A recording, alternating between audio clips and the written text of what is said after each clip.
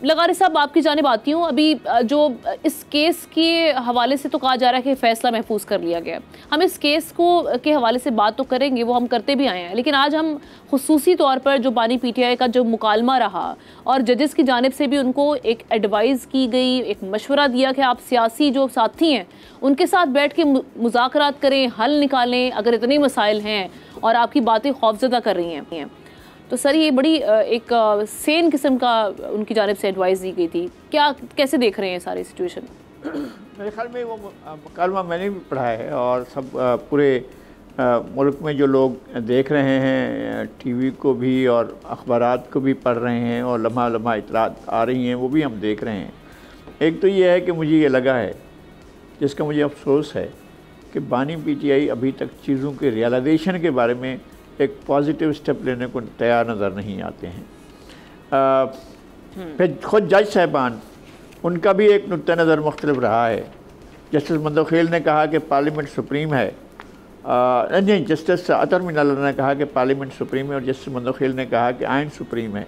मेरे ख्याल में हमें इन मबाहिस में पढ़ने की ज़रूरत नहीं है, इसलिए कि पार्लियामेंट वो है जो आइन साजी करती है, आइन में तरामीम कर सकती है। आइन आज ख़ुद अपने अंदर कोई तरमीम नहीं कर सकता है। आइन एक रवा फरमाने रियासत है जो हमा वक्त मौजूद है, हमा वक्त जारी और सारी है, लेकिन पार्लियामेंट एक ऐसी चीज़ है जो कभी भी आइन को रोक कर कह सकती है कि आपके अंदर ये जो लफ्ज़ है, ये जो कॉमा है, ये जो फुल स्टॉप है, ये जो हर्फ है, हम इसको हटा रहे हैं, तो पार्लियामेंट का ये अख्तियार है। पार्लियामेंट के लिए ये कहना कि सुप्रीम कोर्ट के लिए सुप्रीम का लफ्ज़ इस्तेमाल हुआ है, तो कोर्ट की हद तक तो सुप्रीम है, इसमें कोई शक नहीं है कि कोर्ट की हद तक सुप्रीम है, लेकिन रियासत में सुप्रीम जो है वो बहरहाल पार्लियामेंट है। हमें पार्लियामेंट को ये तौकीर देनी चाहिए, लेकिन इसका मतलब ये नहीं है कि आइन ऐसी चीज़ है जिसको जब चाहा कान से मरोड़ा और पकड़ कर इधर उधर कर दिया, ये भी दुरुस्त नहीं है। मतलब रियासत जो तवाज़ुन कायम करता है, आइन तवाज़ुन कायम करता है और पार्लियामेंट उस तवाज़ुन को बरकरार रखती है, बाकी इदारे उसके साथ होते हैं। बानी पीटीआई ने अच्छी मिसाल दी और कि जनाब केजरीवाल साहब को बहुत अपना इलेक्शन से पहले रिहा कर दिया गया, लेकिन इलेक्शन से पहले आज़ाद किया, इलेक्शन से पहले रिहा कर दिया गया था और मुझे तो जेल से इलेक्शन लड़ना पड़ा है। तो ये सूरत हाल क्यों पेश आई है?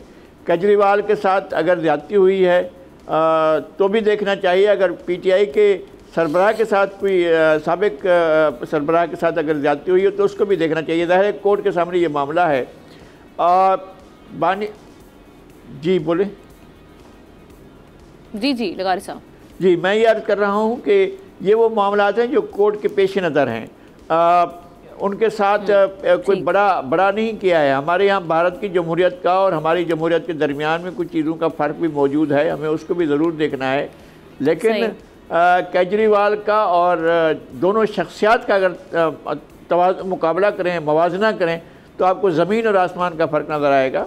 वो एक डाउन टू अर्थ शख्स है, वो अनापरस्त नहीं है, वो ख़ुद पसंद नहीं है, वो तमाम इदारों से अपने आप को बालातर नहीं समझता। वो अपने तमाम लोगों को, आम आदमी को अपने से ज़्यादा अहमियत देता है और उनको बहुत रियायतें दी हैं, बहुत कुछ किया। जब वो दिल्ली में उसके पास रियासत का इक़्तिदार था और अब तक था, अब ख़त्म हो रहा है, तो तब तक उन्होंने बहुत डिलीवर भी किया है।